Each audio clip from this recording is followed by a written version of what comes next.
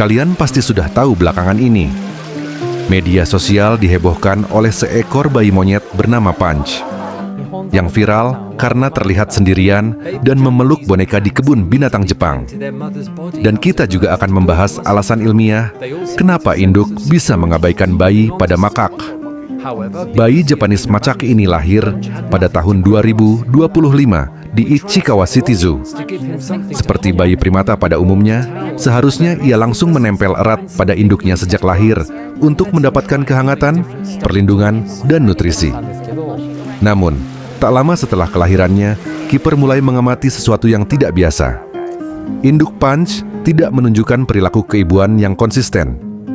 Ia jarang menggendong, minim kontak fisik, dan beberapa kali terlihat menjauh dari bayinya. Dalam ilmu etologi primata, kondisi ini dikenal sebagai maternal rejection atau penolakan maternal. Karena bayi makak sangat bergantung pada induk di fase awal kehidupan, pihak kebun binatang segera melakukan intervensi.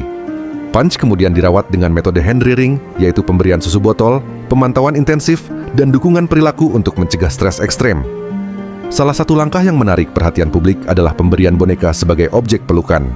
Secara ilmiah, ini bukan sekadar hiburan, melainkan metode yang digunakan untuk menggantikan sensasi kontak tubuh induk yang sangat penting bagi perkembangan emosional primata muda. Seiring waktu, Punch mulai diperkenalkan kembali ke kelompok makak lain. Namun, proses ini tidak berjalan mulus. Dalam beberapa rekaman viral, Punch terlihat mendekati monyet lain, diabaikan, bahkan kadang diusir.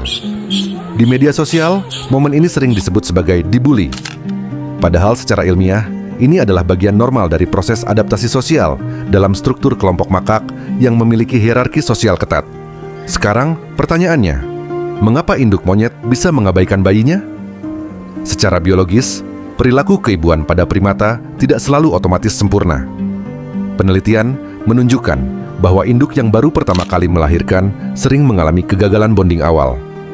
Tanpa pengalaman sebelumnya, naluri merawat bayi bisa kurang stabil, terutama dalam lingkungan yang penuh stres.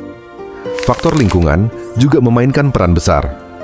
Di penangkaran, primata bisa mengalami stres sosial, gangguan hormon oksitosin, dan overstimulasi dari pengunjung. Stres kronis ini dapat memengaruhi respons maternal dan menurunkan keterikatan induk terhadap bayi.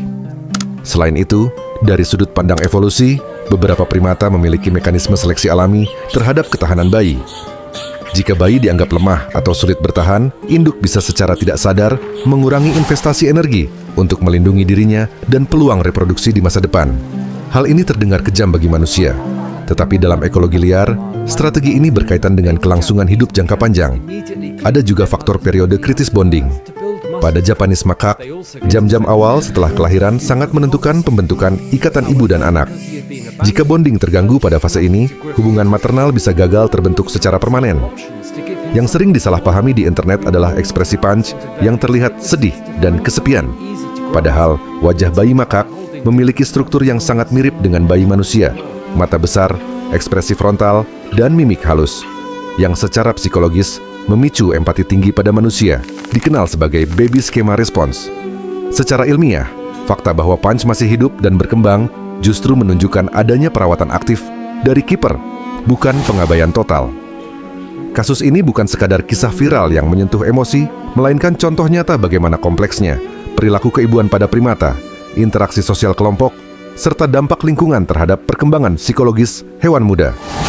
Di balik video yang terlihat menyedihkan, terdapat proses biologis, hormonal, dan sosial yang jauh lebih kompleks daripada yang tampak dalam potongan klip media sosial.